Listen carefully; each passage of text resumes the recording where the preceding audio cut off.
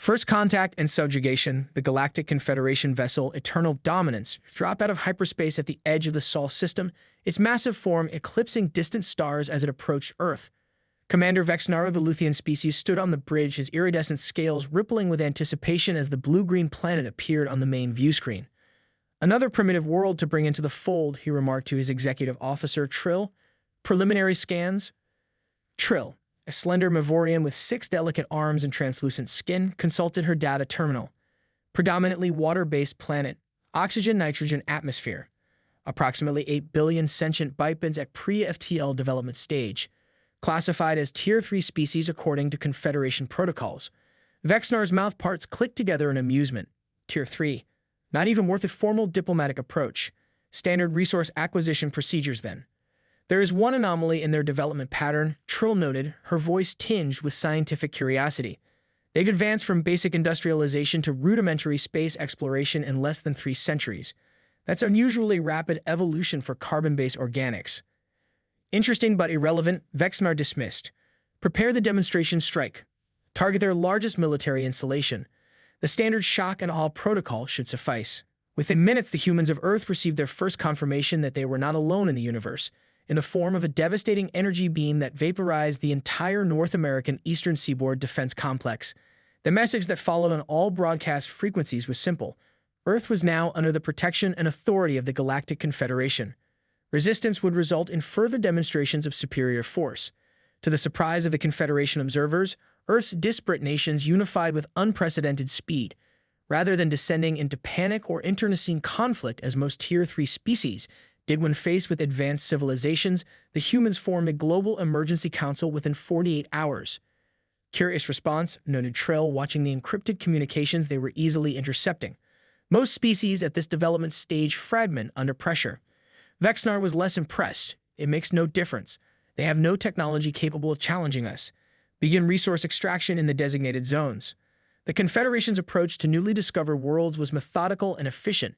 Identify valuable resources, establish extraction operations protected by overwhelming military superiority, and gradually integrate the native species into the lower echelons of their hierarchical society. Earth, with its rich deposits of rare elements and unique biological diversity, was a particularly valuable find. For the first 6 months, the humans appeared to accept their new status in the galactic order. They complied with Confederation directives, provided the required resources, and showed appropriate deference to their technological superiors. Diplomatic missions from Earth even visited the Confederation's regional headquarters on Proxima Centauri's artificial moon, ostensibly to learn more about their place in the wider galactic community. "They're adapting well to their position," Vexnar reported to the sector overseer during their quarterly review. "Productive and compliant as befits their classification." The overseer, an ancient Dracarian whose black exoskeleton bore the ceremonial markings of over 3 centuries of service, nodded thoughtfully. "Yet I find myself concerned, Commander." The representative asked unusually informed questions about our propulsion systems during the last diplomatic exchange. "Simple curiosity," Vexnar assured him. "Their scientists are eager to learn, which makes them useful. We granted them limited access to obsolete technologies as a reward for their cooperation. It keeps them focused on advancement through proper channels rather than resistance." "Perhaps," the overseer conceded, "but I've reviewed their historical archives. This species has an unusual relationship with warfare. They spent most of their recorded history fighting amongst themselves, developing military technologies and tactics at a rate that outpaces their social evolution. Be vigilant, Commander." Vexnar dismissed the warning. After all, what could a pre-FTL species possibly do against the combined might of a civilization that spanned thousands of star systems and had been the dominant force in the galaxy for millennia? The answer came exactly 1 standard year after first contact. It began with the disappearance of a small Confederation mining outpost on Earth's moon. Then a supply vessel vanished near Mars. When Vexnar dispatched a military patrol to investigate, all contact was lost the moment they entered the inner solar system. "Impossible," Vexnar hissed, pacing the command deck of the Eternal Dominance. "Their technology is centuries behind ours. They can barely reach their own satellite, let alone threaten our vessels." "Nevertheless," Trill replied calmly, "we have lost contact with 13 ships and 2 installations in the past 48 hours. The humans have seized all communication and withdrawn their diplomatic mission from Proxima Centauri." Vexnar slammed his armored claw against a control panel. "Enough of this insolence. Prepare the planetary punishment protocol. We'll target their major population centers one by one until they surrender whatever primitive weapons they cobble together. The Eternal Dominance moved into position above Earth, its weapon systems coming online with a surge of energy that would have been visible from the planet's surface. Yet before they could fire, dozens of small objects launched from hidden installations across Earth's surface. Missiles, Trill reported dismissively. Primitive nuclear weapons. Our shields can easily. She never finished her sentence. The missiles didn't detonate against their shields as expected. Instead, they attached themselves to the hull of the massive Confederation vessel and began dissolving into it. What's happening? Vexnar demanded, watching in horror as the ship's systems began failing one after another. It appears to be some form of nanoscale technology, Trill replied, her voice reflecting her scientific disbelief. They're disassembling our hull at the molecular level and reprogramming our systems. Within minutes, the mighty Eternal Dominance, pride of the Confederation fleet, was drifting powerless in space, its crew trapped inside as life support systems failed. The transmission they received came not from Earth's diplomatic council, but from a previously unknown entity, Earth's Unified Defense Command. This is Admiral Helena Chen of Earth's Unified Defense Command to Confederation vessel Eternal Dominance. Your ship is now under our control. Your crew will be treated humanely as prisoners of war. This is your only warning. The exploitation of Earth and its people ends today. As emergency power flickered on the bridge, Vexnar turned to Trill in disbelief. How? How could they have developed such technology without our knowledge? Trill's expression was grim. I've analyzed their communications from the past year. They never ceased hostilities in their minds. They were studying us, learning our weaknesses. Every diplomatic mission, every apparent compliance with our demands was a calculated move to gain intelligence. One primitive planet cannot stand against the Confederation, Vexnar insisted. When the sector overseer learns of this, he will dispatch the entire regional fleet. The human admiral's voice returned as if she had heard his declaration. We are well aware of your reinforcement protocols, Commander Vexnar. Be assured that we have prepared accordingly. Even now, our forces are moving beyond the Sol system with the technology we've borrowed from your vessels. Over the following weeks, the unthinkable happened. Confederation outposts throughout the sector reported attacks by human vessels using modified Confederation technology. Unlike the Confederation's hierarchical by-the-book military approach, the humans employed unpredictable tactics, striking from unexpected vectors, adapting their strategies with each engagement and displaying an alarming willingness to take risks that no rational species would consider. Most disturbing of all was the discovery that the humans had somehow reverse-engineered and improved upon Confederation technology in ways that defied conventional understanding. Their ships were smaller, faster, and operated with a tactical flexibility that the rigid command structures of the Confederation could match. 6 months after what became known as the Luna Uprising, Vexnar found himself standing before the High Council of the Confederation on the capital world, trying to explain how a single Tier 3 planet had managed to fight the mighty Confederation to a standstill. They do not think as we do, he explained, his once proud posture now humbled. While we saw them as primitive and predictable, they were analyzing our patterns, identifying our vulnerabilities. They turned our own technology against us with modifications we hadn't even considered possible. And now they propose peace negotiations. The council leader's disbelief was evident in the rapid color changes rippling across his ceremonial mantle. They do, Vexnar confirmed, but not from a position of submission. They demand recognition as equals and the immediate cessation of all resource extraction operations on their world. Preposterous, hissed another council member. We cannot allow a precedent where a lesser species dictates terms to the Confederation. We must crush this rebellion with overwhelming force. The ancient Dracarian overseer who had warned Vexnar months earlier slowly rose from his seat. I have reviewed all the battle reports. This species has destroyed or captured 37 of our vessels using technologies we barely understand. They have established outposts on 17 worlds within this sector alone, all within the span of half a standard year. Their rate of adaptation and innovation defies all predictive models. He turned his multifaceted eyes toward the council. I do not believe we are dealing with a Tier 3 species at all. The humans may appear technologically primitive, but their capacity for warfare, their ability to unify against external threats, and their rate of technological assimilation suggest they belong in a classification we have not previously encountered. The council chamber fell silent as the implications of his words sank in. For thousands of years, the Confederation had categorized species according to their technological development and integrated them accordingly into the galactic hierarchy. The humans had not merely rejected their assigned place, they had broken the classification system entirely. As the council debated their response, reports arrived of a new human offensive. Their ships had pushed deeper into Confederation space, not to conquer, but to liberate. While Confederation military doctrine prioritized asset preservation and fought according to rigid formulas developed over millennia, the Phoenix Protocol accepted losses as inevitable and focused instead on maximizing their impact. A ship on the verge of destruction wasn't retreating, it was becoming a weapon itself, its reactor detonation precisely calculated to create a subspace ripple that would disrupt enemy formations. "Admiral," the communications officer interrupted, "we're receiving a transmission from the approaching Confederation fleet." Chen nodded.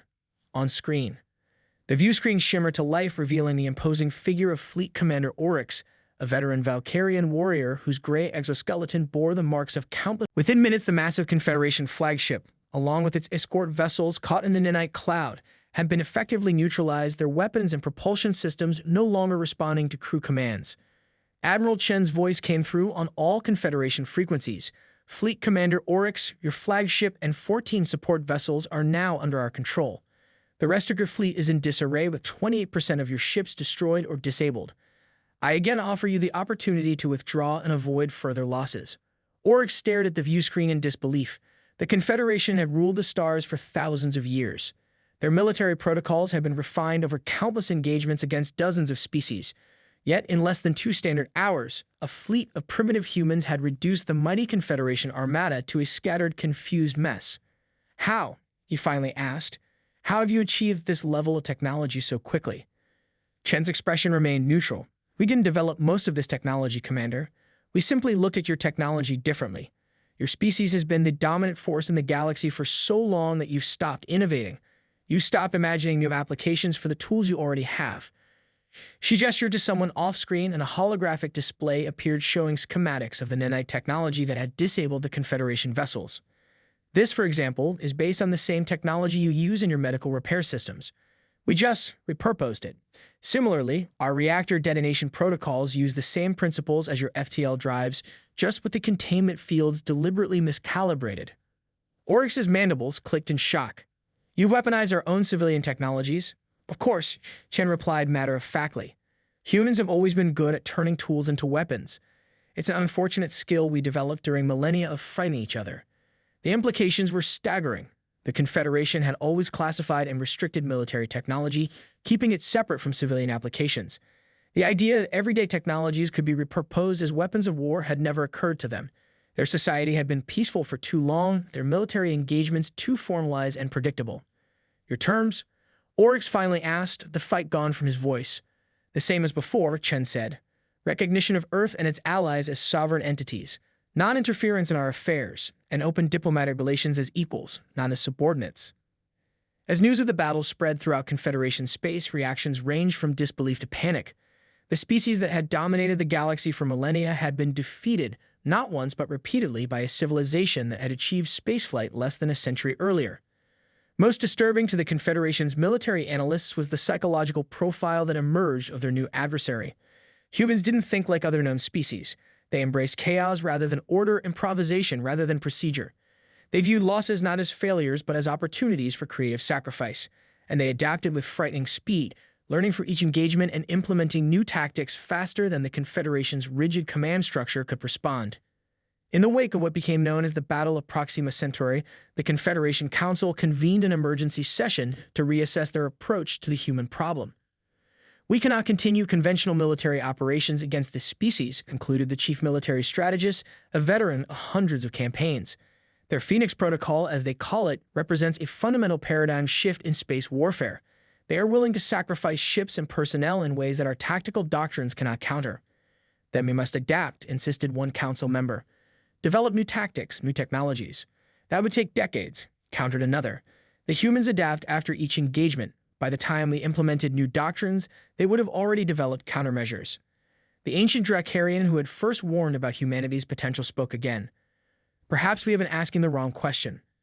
Instead of how to defeat the humans, we should ask, why must we fight them at all?" Silence fell over the council chamber as he continued. "For millennia, the Confederation has operated on the principle that advanced civilizations have the right, even the duty, to guide lesser species. We classified Earth as Tier 3 and treated its inhabitants accordingly. They have proven that our classification system is fundamentally flawed." "What are you suggesting?" the council leader asked. That we consider the humans terms, not because we cannot eventually defeat them through overwhelming force, but because doing so would cost us dearly and change us in ways we might not recognize. Perhaps there is another path, one where humanity's unique perspective becomes an asset to galactic stability rather than a threat. As the Council debated, humanity's influence continued to spread. The coalition of formerly subjugated worlds that had allied with Earth began implementing human technologies and tactics. Species that had been exploited for generations found in humanity a champion willing to fight for their autonomy. Yet Admiral Chen and Earth's leadership understood the precarious nature of their position. Despite their victories, humanity remained outnumbered and outgunned in absolute terms. The Confederation controlled thousands of worlds and could, if sufficiently motivated, eventually overwhelm Earth through sheer attrition. This recognition led to the next phase of humanity's strategy, selective diplomacy with key Confederation member species who had grown disillusioned with the old order. The Hive Collective has expressed interest in our proposals, reported Dr. Eliza Tran, Earth's newly appointed diplomatic corps director, during a high-level strategy meeting. As have the Solarian Unity and the Vega Consortium. All three have suffered from the Confederation's resource policies despite their advanced status. Chen nodded thoughtfully. The Confederation has maintained power not just through military might, but by keeping potential rivals divided. If we can form alliances with even a few major species, we create a counterbalance, completed General Okonkwo, head of Earth's ground forces. But we must be careful. The Confederation has millennia of experience in manipulating interspecies relations. They will attempt to portray us as a greater threat than themselves. Let them, Chen replied with conviction. Every species they subjugated knows the truth of their rule. We offer something the Confederation never has: partnership rather than domination. As diplomatic initiatives expanded alongside military operations, humanity's reputation throughout the galaxy evolved. They became known not just for their fearsome Phoenix protocol in battle, but for their unprecedented approach to interspecies relations. Unlike the hierarchical Confederation, humans treated all species as potential equals regardless of their technological development. They shared advancements freely with their allies and respected cultural differences rather than imposing uniformity. This approach attracted more worlds to their cause, creating a rapidly expanding sphere of influence that the Confederation found increasingly difficult to contain. The humans called their growing alliance the Stellar Concordat, a deliberately chosen name that emphasized mutual agreement rather than imposed order. 3 years after Earth's initial uprising, the Confederation Council faced a changed galaxy. Nearly 40% of their former territory had aligned with the human-led Concordat. Their military had suffered unprecedented defeats, and internal dissent was growing among member species who questioned why they should continue fighting to maintain a system that benefited only the founding races. The final blow to the old order came not on the battlefield, but in a diplomatic summit on neutral territory. Representatives from 87 species, including 26 that remained officially aligned with the Confederation, gathered to witness the signing of the Galactic Charter, a new framework for interstellar relations based on principles of sovereignty, mutual defense, and collaborative development. Admiral Chen, now serving as Earth's representative, stood before the assembled delegates. The Confederation arose in a time when the galaxy needed order and stability. For millennia, they provided that. But order without freedom becomes stagnation. Stability without growth becomes decline. She gestured to the diverse array of species present. The Stellar Concordat offers a different vision, one where all species, regardless of their history or level of development, have a voice in shaping our shared future. One where innovation is celebrated rather than controlled. One where cooperation replaces subjugation. As she spoke, news arrived that 3 more Confederation core worlds had declared their intention to join the Concordat. The old order was crumbling not through military defeat alone, but through the power of an idea whose time had come. In his private chambers on the Confederation capital world, Fleet Commander Oryx reviewed the latest reports with a mixture of resignation and grudging respect. The humans had done what no species had thought possible. They had broken the Confederation's millennia-long dominance, not just by fighting better, but by offering a better alternative. They showed us our own stagnation, he murmured to himself. And now we must either evolve or fade into history. The galaxy stood at a crossroads. The Phoenix Protocol had changed the nature of space warfare forever, demonstrating that determination and adaptive thinking could overcome even the most overwhelming technological advantages. But humanity's greater contribution might be their vision of a galactic community based on mutual respect rather than hierarchical control. As more worlds aligned with this new paradigm, the question became not whether the Confederation would fall, but what would rise from its ashes, and whether humanity's influence would lead the galaxy toward a new golden age or an era of unprecedented chaos. The Guardians of the Galaxy. The gleaming silver spire of the stellar Concordat headquarters rose above New Geneva, a purpose-built diplomatic city on what had once been neutral territory between Confederation and human space. 10 years after Earth's initial rebellion, a landscape of galactic politics had been fundamentally transformed. Grand Admiral Helena Chen, now in her 60s but showing little sign of slowing down, stood in her office overlooking the diplomatic quarter where representatives from over 200 species conducted the business of a new galactic order. Her formal military uniform had been replaced with the midnight blue and silver of the Concordat's Executive Council, though she still wore her original command insignia, a small phoenix emblem, on her collar. "Quite a view," remarked a familiar voice behind her. Chen turned to find Fleet Commander Oryx, now Ambassador Oryx representing the reformed Confederation states, entering her office. The Valkyrian's once imposing martial bearing had softened somewhat in the years since his defeat at Proxima Centauri, though his exoskeleton remained impressive. From enemies to colleagues, Chen observed with a small smile, "The galaxy is full of surprises." "Indeed," Oryx agreed, moving to stand beside her at the viewport. "Though I maintain that we should have crushed your upstart species when we had the chance." Chen laughed, recognizing the statement as the jest it was intended to be. Their relationship had evolved from adversaries to reluctant allies to something approaching friendship as the old order gave way to the new. "The Dracarian Enclave has finally signed the Concordat Charter," Oryx continued, his tone becoming serious. "The last major holdout from the former Confederation core." Chen nodded thoughtfully, leaving only the hegemony unaligned. Progress. The hegemony, a collection of militaristic species that had broken from the Confederation rather than accept the new galactic reality, remained the last significant opposition to the Concordat's vision.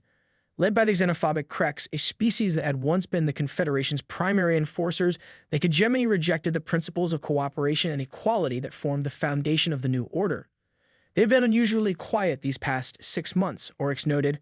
"My sources indicate they're planning something significant." "Our intelligence suggests the same," Chen confirmed. Lieutenant Colonel Rivera? Marcus Rivera, now her chief of intelligence operations, materialized from a side door. No longer the young officer who had stood beside her during the early rebellion, Rivera's face bore the lines of a man who had seen too much warfare, though his eyes remained sharp. "Surveillance drones have detected unusual activity in the Sagittarius Arm," Rivera reported without preamble. "The hegemony appears to be constructing something massive. Initial estimates suggest a weapons platform of unprecedented scale." "Specifics?" Chen asked. Rivera activated a holographic display showing a partially completed structure orbiting a neutron star. "We believe it's designed to harness the star's rotational energy to power a directed gravity weapon. Theoretical models suggest it could destabilize planetary crusts at a distance of up to 15 light-years." Oryx's compound eyes widened. "A planet killer. That would violate every principle of warfare established since the Dark Times," Chen said, referring to a period thousands of years earlier when similar weapons had rendered entire star systems uninhabitable. "The hegemony rejects those principles," Rivera reminded them. "Their leadership has repeatedly stated that the Concordat represents an existential threat to proper galactic order that must be eliminated by any means necessary." Chen studied the hologram, her expression hardening. "Completion estimate? Less than 3 months, based on current construction rates." "Then we have very little time," Chen concluded. Ambassador Oryx, with a reformed Confederation, joined a preemptive operation against this facility. The Valkyrian's mandibles clicked in agitation. The Council of Elders would need to approve such action. They remain hesitant about military engagements outside our new borders. Chen understood his unspoken message. The species that had once dominated the galaxy now struggled with their diminished role. Many former Confederation worlds still harbored resentment about humanity's rise and the resulting restructuring of galactic power. "Then I'll need to convene the Concordat Security Council," Chen decided. "This threat cannot be allowed to materialize." The meeting that followed brought together military representatives from the Concordat's principal member species. The chamber, designed to accommodate beings from environments ranging from methane gas giants to water worlds, hummed with translation devices and environmental fields. "The evidence is clear," Chen concluded after presenting the intelligence findings. "If this weapon becomes operational, no world within the Sagittarius Arm will be safe. The hegemony has already published manifestos calling for the cleansing of worlds that have embraced the Concordat vision."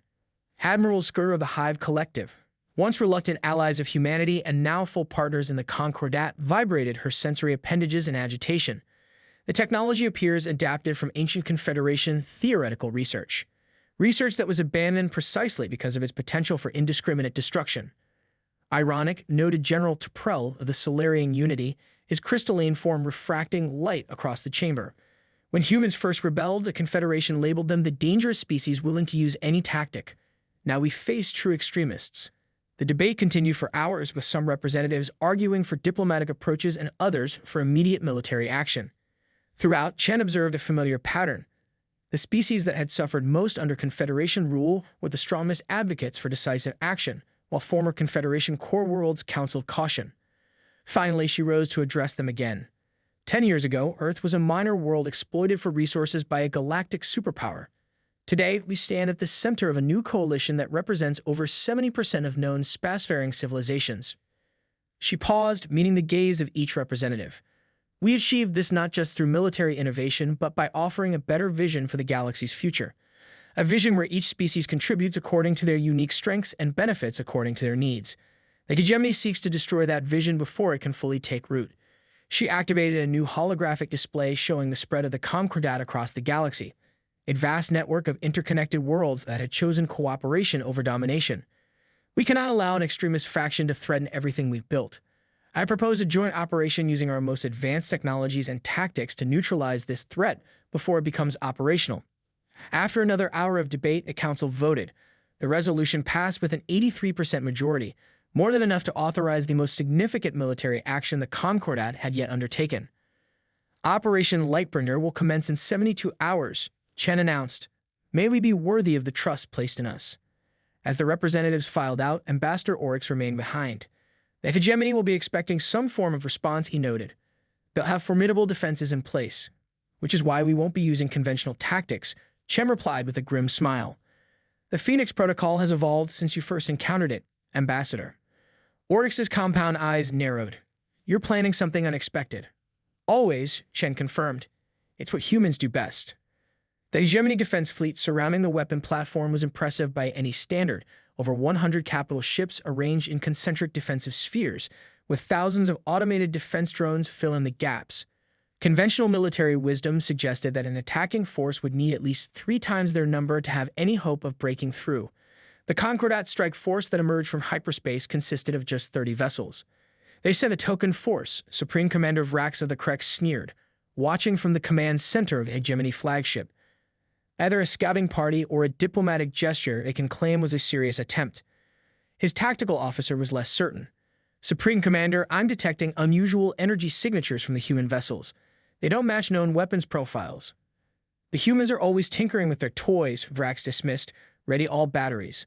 Let's give them a proper hegemony welcome. Before his orders could be executed, something unprecedented happened. 20 of the approaching Concordat vessels suddenly vanished from all detection systems. Impossible, the tactical officer exclaimed. Nothing can mask energy signatures that completely. The remaining 10 vessels accelerated toward the hegemony fleet, but instead of opening fire, they released what appeared to be clouds of shimmering particles. Some form of obscurement screen, the tactical officer suggested uncertainly. Targeting systems are having difficulty locking on. Vrax pounded his armored fist on his command chair. Use manual targeting if necessary. Don't let them approach the platform. The hegemony fleet opened fire, their massive energy weapons cutting through space toward the incoming Concordat ships. Several found their targets, destroying 3 of the approaching vessels instantly. But instead of debris, the destroyed ships released more of the shimmering particles, which began spreading throughout the battlefield at impossible speeds. What is happening? Vrax demanded as status reports flooded in from increasingly panicked ship captains. Our systems are being compromised, the communications officer reported. Something is infiltrating our network at the quantum level. Ships are losing weapons control, life support, everything. Aboard the Concordat command vessel Prometheus, Admiral Chen watched the battle unfold with intense focus. Beside her stood Dr. Eliza Tran, now the chief scientist of the Concordat Research Division, and General Rivera, who had been promoted to oversee special operations. Quantum entanglement field is stabilizing, Dr. Tran reported. Phase-shifted vessels are maintaining position. The technology they were employing represented the pinnacle of human innovation combined with knowledge shared by dozens of Concordat species. The vanished ships had not disappeared, but had been shifted slightly out of phase with normal spacetime, invisible and intangible to conventional detection systems, yet still able to deploy their specialized weapons. The nanic swarm has infiltrated approximately 65% of hegemony systems, Rivera added. Their command and control network is fragmenting. Chen nodded. Begin Phase 2. Across the battlefield, the phase-shifted Concordat vessels rematerialize, not in their original positions, but directly alongside key hegemony command ships. Before the shock defenders could respond, specialized boarding teams transported onto their vessels using technology adapted from ancient Hive collective matter stream protocols. Unlike conventional military operations that sought to destroy enemy assets, Operation Lightbringer had a different objective: selective neutralization of the hegemony leadership while preserving as much of their fleet as possible. The Concordat had learned that destroying one's enemies often created martyrs and fueled further conflict. Capturing them, demonstrating mercy, and offering rehabilitation proved far more effective at creating lasting peace. On the hegemony flagship, Supreme Commander Vrax found himself suddenly surrounded by Concordat special forces led by none other than General Rivera himself. "Surrender your vessel, Commander," Rivera stated calmly. "Your weapon platform has already been secured. Your fleet is paralyzed. There is no need for further loss of life." Vrax snarled in defiance, activating his personal shield and drawing his ceremonial blade, a weapon that had tasted the blood of a dozen species. "Humans, always so confident. Let's see if you bleed like everyone else." He lunged at Rivera, expecting to overpower the smaller human easily. Instead, he found himself facing a warrior whose movements seemed to anticipate his attacks before he made them. Unknown to Vrax, Rivera's combat reflexes were augmented by a neural interface linked to advanced prediction algorithms. Another example of how humanity had reimagined warfare by integrating technology and biology in ways other species had never considered. The duel lasted less than 30 seconds before Rivera disarmed the Krex commander with a precise strike that damaged his shield generator without seriously injuring him. "The difference between us, Commander," Rivera explained as Concordat forces secured the bridge, "is that I was trained to subdue opponents, not just kill them. Your surrender will be reported as honorable and your people will be treated with respect." Throughout the hegemony fleet, similar scenes played out as command ships were captured with minimal casualties. The weapon platform itself, the primary objective, was secured by phase-shifted special forces before its defenders even realized they were under attack. Within 6 hours, the most significant military operation since the formation of the Concordat was complete. The hegemony fleet had been neutralized, its leadership captured, and its planet, killer weapons secured for dismantling, all with fewer than 300 casualties on both sides combined. The news spread rapidly throughout the galaxy. The human-led Concordat had defeated the last major opposition to the new galactic order not through overwhelming destruction, but through precision, innovation, and restraint. 2 weeks later, Admiral Chen stood before the Concordat General Assembly to report on the aftermath of Operation Lightbringer. The technology developed for this operation will not be classified as military hardware, she announced, surprising many of the delegates. The phase-shifting technology, quantum communication systems, and non-lethal neutralization fields will be made available to all Concordat members for scientific exploration, disaster management, and medical applications. A murmur ran through the assembly. Throughout galactic history, advanced military technology had always been closely guarded, classified at the highest levels. The idea of deliberately converting weapons into tools for peaceful use represented a fundamental departure from millennia of tradition. "This has always been the human way," Chen continued. "Throughout our history, our greatest weapons have eventually become our greatest tools. Nuclear energy, originally weaponized, became a stepping stone to the stars. Computer networks developed for military command and control became the foundation of global communication. Even our medical advancements have often emerged from technologies designed to heal battlefield injuries."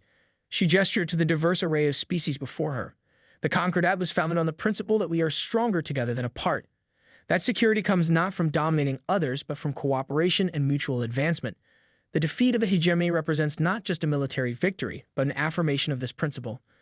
As she spoke, news arrived that 3 former hegemony worlds had formally requested membership in the Concordat, not as defeated enemies, but as societies eager to participate in the new galactic paradigm. In the decades that followed, humanity's position in the galaxy continued to evolve. Earth became known not primarily for its fearsome military capabilities, but these remained unmatched, but for its role as an incubator of innovation and cultural exchange. The Phoenix Protocol that had once terrified the Confederation became a philosophical approach to problem-solving, the willingness to discard established methods and embrace creative destruction when necessary to achieve breakthrough advances. The humans themselves changed as well, incorporating beneficial aspects of dozens of alien cultures while maintaining their distinctive adaptability and creativity. Human military academies became centers for studying not just warfare but conflict resolution, with officers trained to understand the psychology and culture of potential adversaries as thoroughly as their weaponry and tactics. 50 years after Earth's initial rebellion against the Confederation, the galaxy had been transformed beyond recognition. The rigid hierarchical structure that had dominated for millennia had given way to a complex, interconnected network of worlds united not by force, but by shared principles and mutual benefit. Species that had once been exploited for their resources now contributed unique perspectives to the collective knowledge of the Concordat. Ancient enemies became allies working together to address challenges that transcended individual worlds. At the center of this transformation stood humanity, once dismissed as primitive, now respected as visionaries. Their military might remain unquestioned, but it was their ability to imagine alternatives to conflict that ultimately proved their greatest contribution to galactic civilization. On the 100th anniversary of First Contact, a massive celebration was held in orbit around Earth, with representatives from over 500 species gathering to commemorate not the beginning of human subjugation, but the spark that had ignited a new era of galactic cooperation. Admiral Chen, now in her final days at age 136, attended as the guest of honor.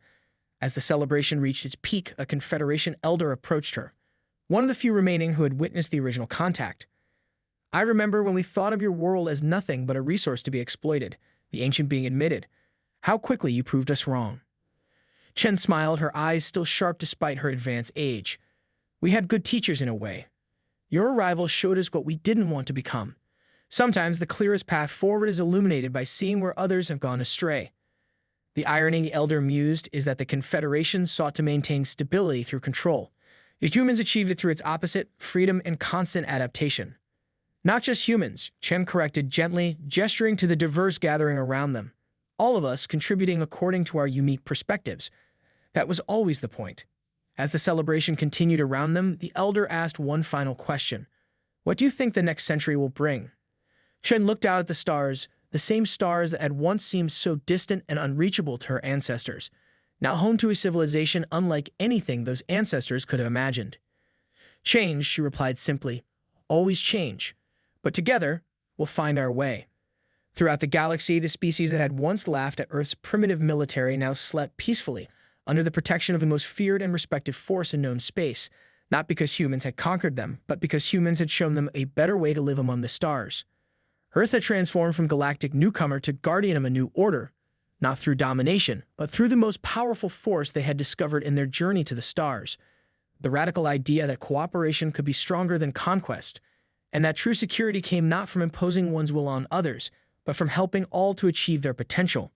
And in this, humanity had found its highest purpose.